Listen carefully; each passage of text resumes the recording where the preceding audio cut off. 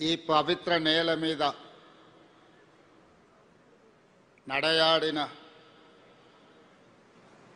మానవ రూపంలోని దేవుడు సాయిబాబా గారి శత జయంతి ఉత్సవాలలో ముఖ్య అతిథులుగా పాల్గొన్న భారత ఉపరాష్ట్రపతి శ్రీ సిపి రాధాకృష్ణన్ గారు, త్రిపుర గవర్నర్ శ్రీ ఇంద్రసేనారెడ్డి గారు, గౌరవనీయులు పెద్దలు, మనందరి అభిమాన నాయకుడు, ఆంధ్రప్రదేశ్ ముఖ్యమంత్రి వర్యులు నారా చంద్రబాబు నాయుడు గారు, ఆంధ్రప్రదేశ్ మంత్రివర్యులు యువమిత్రులు నారా లోకేష్ గారు, వేదిక మీద ఉన్న పెద్దలు, ఈ పవిత్ర స్థలాన్ని సాయిబాబా గారి శత జయంతి ఉత్సవాలలో పాల్గొనడానికి విచ్చేసిన వేలాది మంది భక్తులందరికీ కూడా బాబా గారి శత జయంతి శుభాకాంక్షలు తెలియజేస్తున్నా. వ్యక్తిగతంగా తెలంగాణ రాష్ట్ర ముఖ్యమంత్రిగా ఈ కార్యక్రమంలో పాల్గొనడం ఒక గొప్ప గౌరవం, అరుదైన అవకాశం. బాబా గారు మనుషుల్లో దేవుడిని చూశారు, ప్రేమతో మనుషులను గెలిచారు, సేవలతో దేవుడుగా ఈనాడు కొలువబడుతున్నాడు. మానవులను ప్రేమించాలి, ప్రేమనే గొప్పది, ప్రేమ ద్వారా ఏమైనా సాధించవచ్చు అని చెప్పి బాబా గారు నిరూపించారు. వారు ఉన్నా, వారు మన మధ్యలో లేకపోయినా, వారి భావన, వారి ఆలోచన, వారిచ్చిన స్ఫూర్తి ఈనాడు ఈ శత జయంతి ఉత్సవాలలో నిర్వాహకుల అందరిలోనూ కనిపిస్తుంది. ఈనాడు వారి గురించి మాట్లాడుకోవాలన్నా, వారి సేవలను స్మరించుకోవాలన్నా, ప్రభుత్వాలు కూడా కొన్ని సందర్భంలో చేయలేని పనులను బాబా గారు, బాబా ట్రస్ట్ ప్రజలకు సేవలను అందించడం జరిగింది.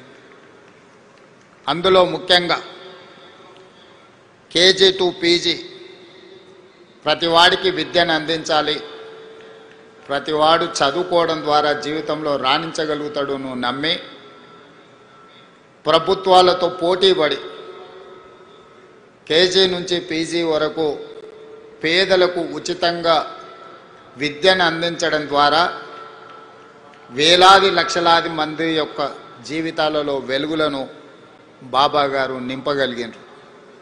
అదేవిధంగా వైద్యం, ప్రభుత్వాలు అందించిన పేదలకు వైద్యం సరిపోనప్పుడు బాబా గారు చివరి దశలో ఉన్న వాళ్ళను, మరణం తప్ప మాకు ప్రత్యామ్నాయం లేదు అనుకున్న వాళ్ళను లక్షలాది మందిని బ్రతికించడం ద్వారా ప్రాణమిచ్చే దేవుడితో సమానంగా వాళ్ళని బ్రతికించి ప్రజలలో దేవుడుగా ఈనాడు కొలవబడుతున్నాడు బాబా.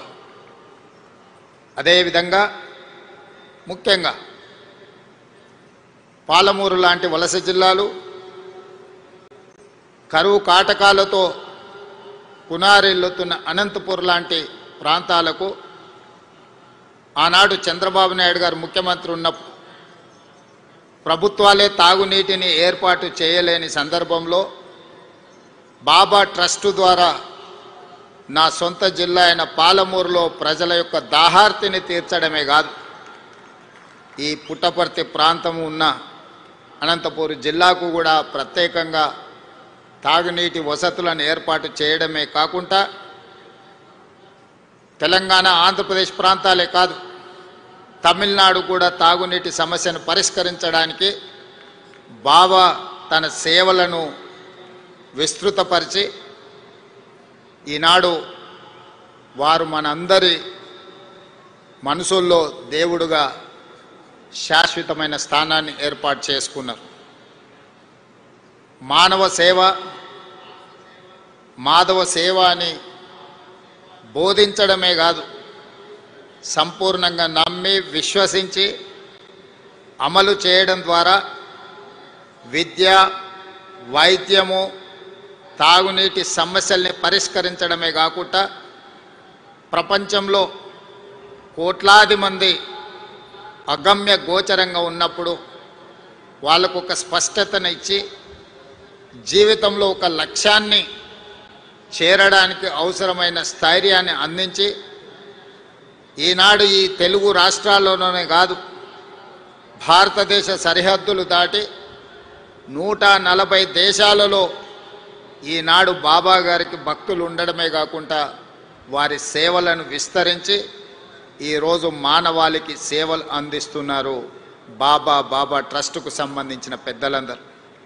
అందుకే ఈనాడు శత జయంతి ఉత్సవాలలో ఎవరు పిలవకున్నా స్వయంగా ఇక్కడికి రావాలి, ఉత్సవాలలో పాల్గొనాలి, ఇది జన్మకు ఒక అవకాశం అని భావించి వేలాదిగా భక్తులు ఇక్కడికి రావడమే కాకుండా ఒక మారుమూల ప్రాంతం ఆంధ్రప్రదేశ్లో అనంతపూర్ పుట్టపర్తి అనేది, ఇక్కడికి ప్రధానమంత్రి నుంచి రాష్ట్రపతి వరకు, కేంద్ర మంత్రుల నుంచి వివిధ రాష్ట్రాల ముఖ్యమంత్రుల వరకు, ప్రపంచంలోనే 40-50 దేశాలకు సంబంధించిన ప్రముఖులందరూ కూడా పుట్టపర్తి పట్టణానికి రావడము ఈ భూమికి, ఈ నేలకు ఉన్న పవిత్రతను, ఇక్కడ బాబా గారు నివసించడం వల్ల వచ్చిన ప్రత్యేకతను ఈనాడు మనం గుర్తు చేసుకోవాల్సిన అవసరం ఉన్నది. తప్పకుండా బాబా సేవలను మరింత విస్తృతంగా ముందుకు తీసుకెళ్ళాలి. ఆంధ్రప్రదేశ్ రాష్ట్రంతో పాటు తెలంగాణ రాష్ట్రంలో కూడా రాష్ట్ర ప్రభుత్వం శత జయంతి ఉత్సవాలను అధికారికంగా నిర్వహించే ఆదేశాలను ఇవ్వడం జరిగింది.